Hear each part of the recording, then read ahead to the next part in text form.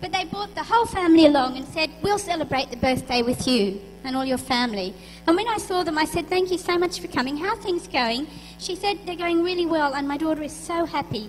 Thank you for praying. I'd gone and visited her when her daughter was struggling at school.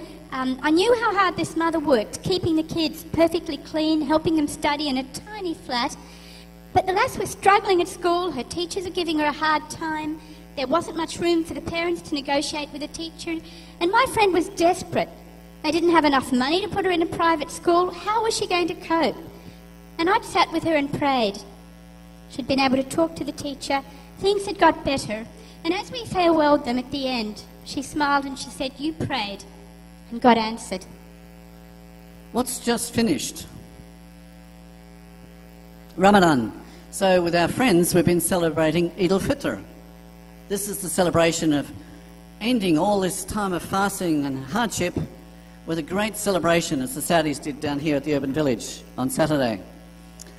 But it's not always a time of celebration. It's a tough time for those who are believers, because every evening the family gets together and you break fast. And every evening you're saying, oh, why aren't you fasting? Why aren't you breaking fast with us? It's a tough time. It's a tough time for workers in the Muslim world, because life turns upside down. Missionaries who are trying to relate to their Muslim friends sometimes feel part of the family, as they might be invited to break fast, sometimes feel awfully on the outer. One of our friends said on the first day of Ramadan this year, today is the first day of Ramadan here. Kids are playing outside my window in the relative cool of the night. I feel a bit lonely tonight. I often do during Muslim holidays. Everyone around me is in a festive mood and with their families, and I feel very much that I'm a stranger in this country. Workers feel like that, but so do people who've come out of Islam, when they're under such pressure to revert, to come back and fast, to deny Christ, to return to the dominant community from which they've come. When the spiritual atmosphere is all about reinforcing salvation by works and trying to earn our way to heaven, it's the toughest time for converts. But it's also a time in Ramadan when people have seen dreams and visions, and our Muslim friends pray for the opportunity to see a vision, to come closer to God.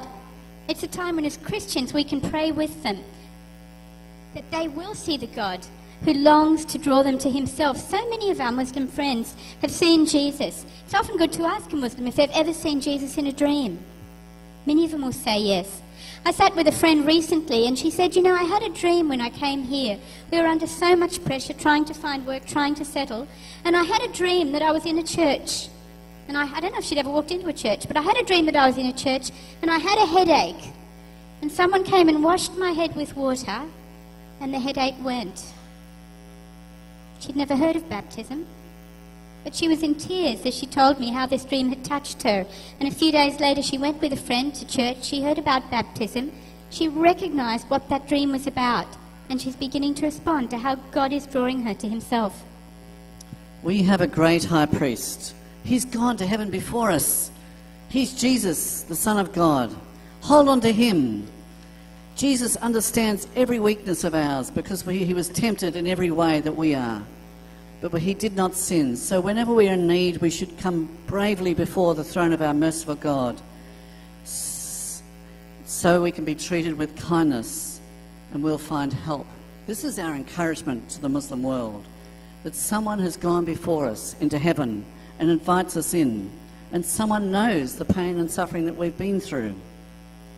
We want to finish with a story of a friend of ours. There's a group of 3 of them. They've grown up in a Middle Eastern country. They've grown up in a Muslim families of different levels of commitment, but all of them explored Islam in depth. And one of them comes to faith in Christ and encourages the other 2 to explore Islam. Go on reading your books and fasting, see if you can find God. So they do, and they can find no peace. So they too come to faith in Christ. The 3 of them are arrested, they're thrown into prison, they're tortured in ways that are indescribable. Two of them, under the torture, denied Christ. The third stood firm for Jesus. When they were eventually released under world pressure, the three friends were united. The friend that we've been relating closely to said, "I felt so ashamed. I denied Jesus." But the one who'd been solid in his faith just looked at them and said, "You've earned the right to stay here. You've earned the right to stay here." They've found the peace that only Jesus can give, the greatest rest of being in God's will. That's where he wants you. That's where he wants them.